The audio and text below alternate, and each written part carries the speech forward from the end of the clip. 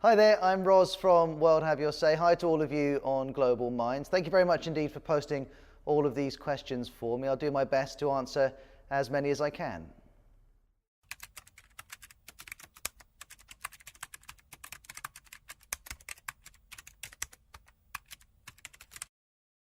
Hi Rosalie, thank you very much indeed for that question. In terms of how I prepare, well, first things first, I've been reading the news and listening and watching the news ever since I was a teenager, really. It's always been almost a hobby of mine. So that bit comes easily, and I do that whether I'm working or not. In terms of preparing for one subject or another, I normally get about an hour or two in the middle of the afternoon ahead of WHYS at 6 p.m.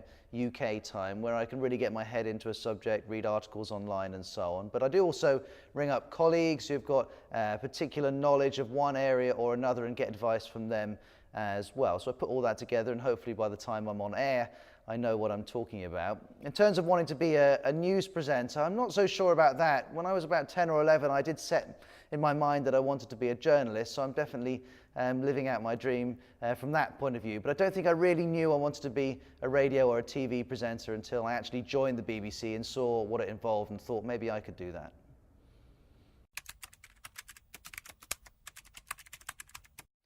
Hi Stefan, thanks for your question. Well, there's lots of things I like about my job. I suppose the three things that I would pick out are, one, I do like being able to ask questions of people, especially people in power. It feels like a real privilege to be able to do that, and I always wanted to be able to do that, so now I'm in a position where I can. That's a real treat. Two, I just love speaking to people, especially about subjects that matter and subjects that interest me, and every single day I get to do that for at least an hour, so that also feels like a massive privilege.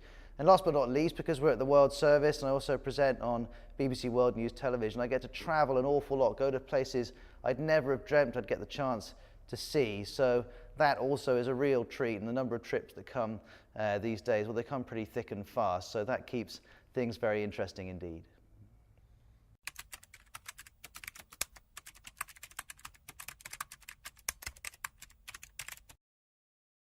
Hi Abdelila, good to hear from you. I think we can consider you a signed up member of the WHYS fan club. You've been with us right from the start, so very good to hear from you. And we've had so many trips, it's hard to pick out one or two, but Sierra Leone, we went there just towards the end of 2010, and that made a huge impact on me. I knew quite a lot about the civil war there, but not as much as I learned, and it felt like a real opportunity to understand a very important event in Africa. But on top of that, we've got a huge listenership there because of the FM relay the BBC has. So it was also a chance to meet so many listeners who I get to speak to, but of course haven't been able to put a face to the voice. So the combination of a fascinating story and getting the chance to meet so many devoted WHYS listeners was a brilliant one, and we had a great time in Freetown.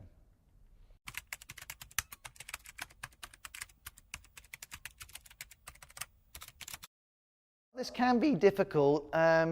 We encourage people to express their feelings and share their experiences, and most of the time that passes off without incident. But of course, we're talking about issues and stories which people feel very passionate about, and you're quite right to say that sometimes tempers do flare. I mean, the couple of things I always try and bear in mind is I don't want to get into an argument with anyone, so I try and stay calm even when people are maybe not quite as calm as I am. I don't think it would help if I were to lose my temper, so I'm always very conscious of remaining calm and remaining fair. Secondly, I always do what I say I'm going to do. So if I say I'm going to give someone a chance to say their piece, even if I ask them to hold that thought for a couple of minutes, I always make sure that I go back to them and give everyone, regardless of their opinions, the same opportunity to express themselves. If you stay calm, treat everyone the same, on the whole, not always, but most of the time, that does the trick.